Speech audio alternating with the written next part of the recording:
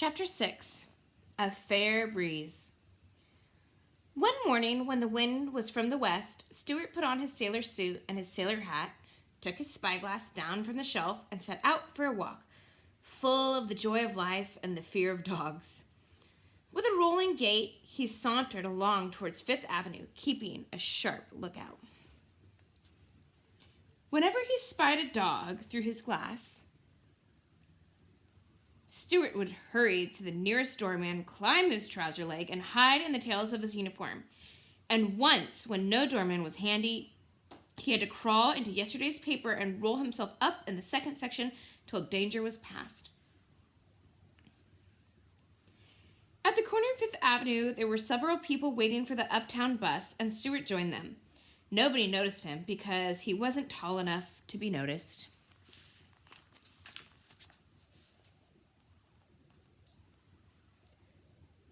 "I'm not tall enough to be noticed," thought Stuart, "yet I'm tall enough to want to go to 72nd Street.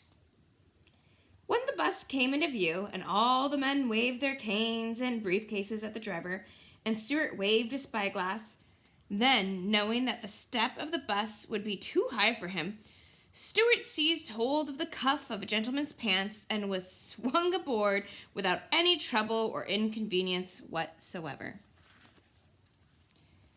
Stuart never paid any fare on buses because he wasn't big enough to carry an ordinary dime. The only time he had ever attempted to carry a dime, he had rolled the coin along like a hoop while he raced along beside it, but it had gotten away from him on a hill and had been snatched up by an old woman with no teeth. After that experience, Stuart contented himself with tiny coins which his father made for him out of tinfoil. They were handsome little things, although rather hard to see without putting on your spectacles. When the conductor came round to collect the fares, Stuart fished into his purse and pulled out a coin no bigger than the eye of a grasshopper. What's this thing you're offering me?" asked the conductor. "It's one of my dimes," said Stuart. Is it now?" said the conductor. "Well, I'd have a fine time explaining that to the bus company. Why, you're no bigger than a dime yourself." "Yes, I am," replied Stuart angrily. "I'm more than twice as big as a dime. And a dime only comes up to here on me." And Stuart pointed to his hip. "Furthermore," he added, "I didn't come on this bus to be insulted."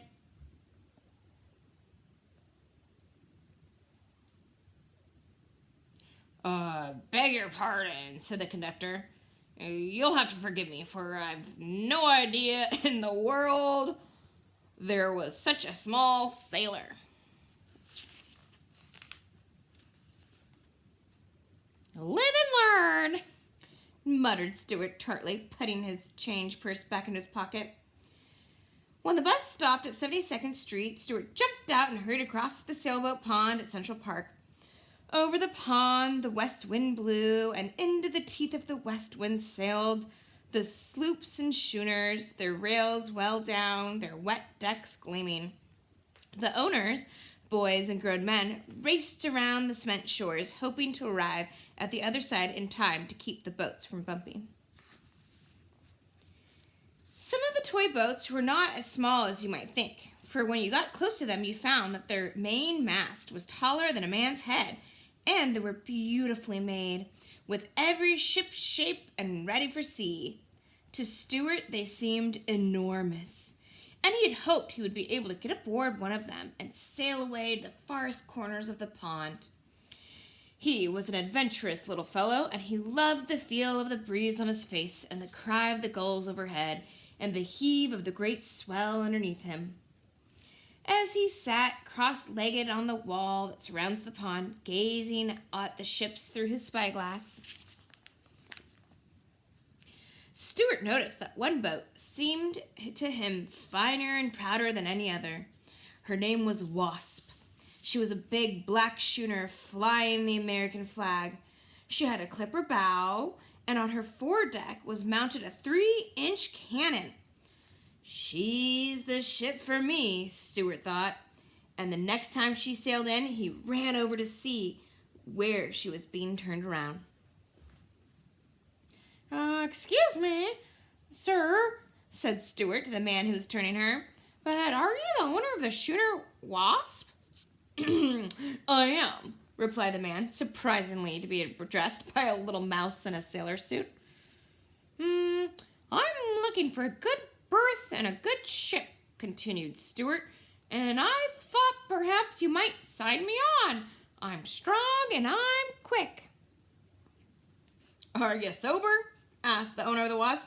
I do my work, Stuart said crisply. The man looked sharply at him. He couldn't help admiring the trim appearance and bold manner of this diminutive seafaring character.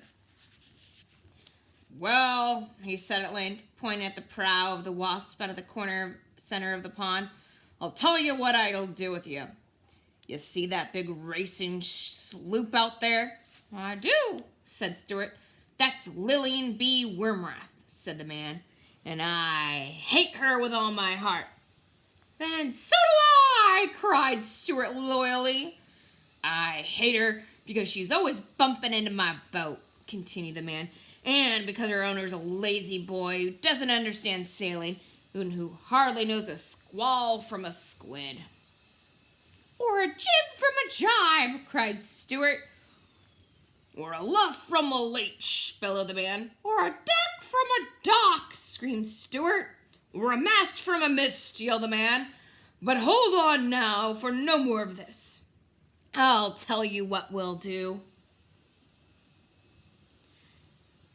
The Lillian B. Wormrath has always been able to beat the Wasp at sailing, but I believe that if my schooner were properly handled, it would be a different story.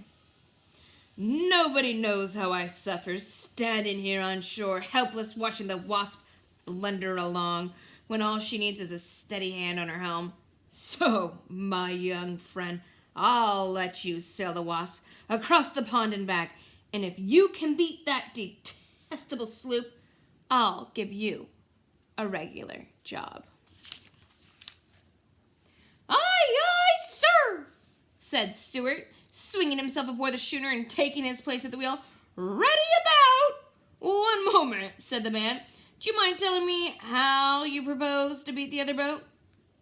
I intend to crack on more sails, said Stuart. Not my boat, thank you, replied the man quickly. I don't want you capsizing in a squall. Well then, said Stuart, I'll catch the sloop broad on and rake her in with fire from my forward gun. Oh, foul means, said the man. I want this to be a boat race, not a naval engagement. Well then, said Stuart cheerfully, I'll sail the Wasp straight and true and let the Lillian B. Wormrath go yowling all over the pond. Bravo, cried the man, and good luck with you go now.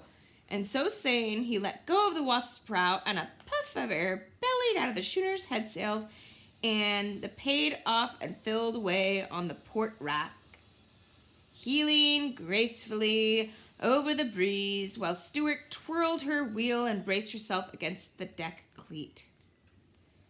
By the by, yelled the man, you haven't told me your name.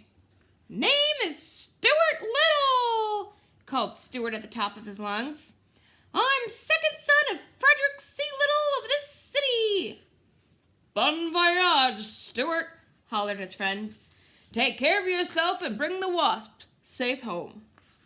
That I will, shouted Stuart, and he was so proud and happy he let go of the wheel for a second and did a little dance on the sloping deck, never noticing how narrowly he escaped hitting the tramp steamer that was drifting his path, with her engines disabled and her decks awash.